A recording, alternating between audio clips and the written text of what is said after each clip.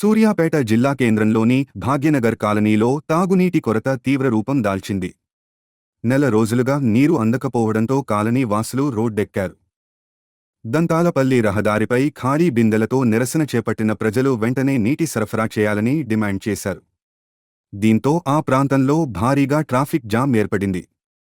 నాయకులను సంప్రదించినా స్పందించడం లేదని, ఫోన్లు కూడా ఎత్తడం లేదని కాలనీ వాసులు ఆవేదన వ్యక్తం చేశారు. కొందరు నేతలు అసభ్యంగా మాట్లాడుతున్నారని ఆరోపించారు.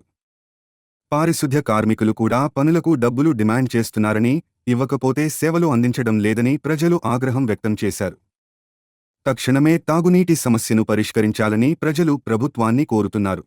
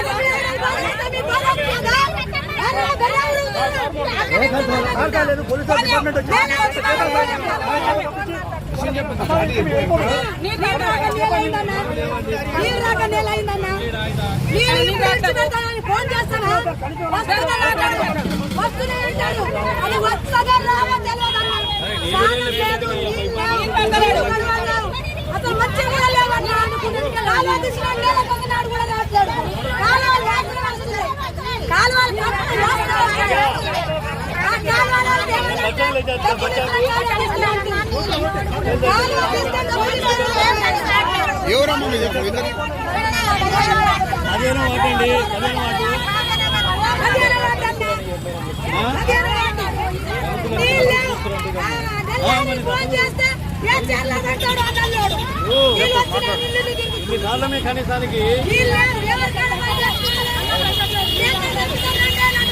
ఎన్నిసార్లు కనీసానికి మంచిగా చెప్తున్నా కూడా కనీసానికి ఒక రోడ్డు కనీసానికి పట్టించుకోవటం లేదు. నీళ్లు లేక మీకు కనీసం ట్రాక్టర్లతో కూడా సరఫరా చేయడం లేదు. వీడియో తీసుకుంటే